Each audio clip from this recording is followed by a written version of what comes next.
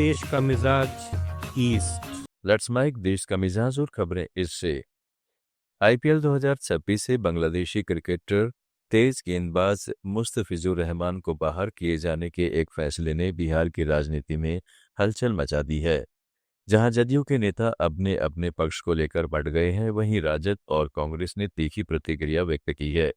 इस मामले में सत्तारूढ़ जदयू के भीतर ही दो अलग अलग सुर सुनाई दे रहे हैं। जहां जदयू नेता राजीव रंजन ने बीसीसीआई के कदम का समर्थन करते हुए कहा है कि खेल से पहले राष्ट्र आता है, वहीं जदयू एमएलसी गुलाम गोश ने पार्टी लाइन से हटकर इस फैसले को गलत ठहराया। उनका कहना है कि खेल को राजनीति की भेंट नहीं चढ़ाया जाना चाहिए। इधर विपक्षी दलों ने केंद्र सरकार पर दोहरे मापदंड अपनाने का आरोप लगाया। राजद प्रवक्ता एजाज अहमद ने सवाल किया कि जब सुरक्षा कारणों से एक क्रिकेटर को हटाया जा रहा है तो शेख हसीना को भारत में शरण और सुरक्षा क्यों दी गई है। पश्चिमी मेदिनीपुर में आज भाजपा नेता दिलीप घोष ने कहा है कि ममता बनर्जी किसी भी कीमत पर एसआईआर को रोकना चाहती है। वो इतनी डरी हुई क्यों है? क्या उनको डर है कि एसआईआर लागू होने पर वह हार जाएगी? अगर ऐसा है तो उनकी हार निश्चित है। बंगाल की जनता उन्हें हरा देगी। घोष ने कहा, पश्चिमी बंगाल में एसआईआर लागू हो रहा है। ममता का भतीजा दिल्ली पहुंच चुका है, लेकिन यहां एसआईआर लागू होगा और फर्जी मतदाताओं के नाम हटाए जाएंगे। দেখলাম যে কংগ্রেস পথে নেমেছিল এসআইআর এর প্রতিবাদে। এখানে দেখলাম যে এই রাজ্যের শাসক দল পথে নামছে। অভিষেক ব্যানার্জিকে দেখলাম নির্বাচন কমিশনের দপ্তর। देखिए, ममता बनर्जी किसी भी कीमत पर एसआईआर बंद करने के लिए लगी हुई है। लगभग 1 करोड़ के आसपास नाम माइनस हो गया है, फिर भी अभी वो एसआईआर बंद करने के लिए लगी। 1 पॉइंट प्रोग्राम एसआईआर बंद करो। क्यों? आपको इतना डर क्यों है कि आप हार जाएंगे? एसआईआर पूरा हो जाएगा तो? अगर ऐसा है तो आपको हारना ही है।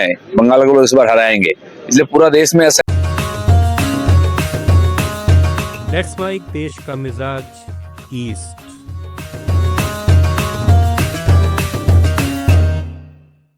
दूसरी ओर टीएमसी सांसद सैनी घोष ने कहा है कि बिहार में लोग नीतीश कुमार या एनडीए के साथ हो सकते हैं, लेकिन पश्चिमी बंगाल में हमारे बिहारी भाई बहन पूरी तरह मुख्यमंत्री ममता बनर्जी के साथ हैं। पश्चिम बंगाल के लोग पहले भी ममता बनर्जी के साथ खड़े थे, आज भी उनके साथ हैं और भविष्य में भी राज्य की जिम्मेदारी उन्हें ही सौंपेंगे। देखिए, बिहार के साथ अगर आप पश्चिम बंगाल को कंफ्यूज कर ले तो वो आप ही के सेहत के लिए हानिकारक होगा। बिहार में जो बिहारी है वो शायद नीतीश जी या एनडीए के साथ हो सकते हैं, लेकिन यहाँ पे जो हमारे बिहारी समुदाय के भाई बहन हैं, जो माताएं हैं, जो हमारे बुजुर्ग हैं और जो युवा है, वो सब ममता बनर्जी के साथ है। और इसका एग्जाम्पल, इसका उदाहरण हमको पहले भी मिला है।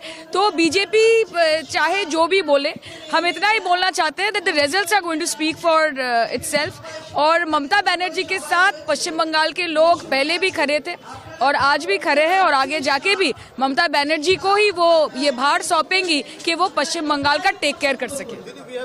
ओडिशा हाईकोर्ट ने गैर शिक्षण कार्यों के लिए शिक्षकों के तबादले पर संज्ञान लेते हुए कहा है कि इस तरह की प्रथा छात्रों की शिक्षा के अधिकार को प्रभावित कर रही है।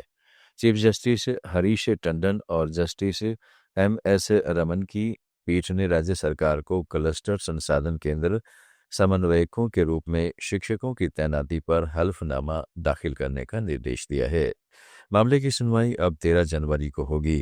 पीठ ने कटक जिले के काटापाड़ा ब्लॉक के धनमंडल नोडल उच्च प्राथमिक विद्यालय में शिक्षकों की भारी कमी से संबंधित एक जनहित याचिका पर सुनवाई के दौरान यह टिप्पणी और निर्देश दिए।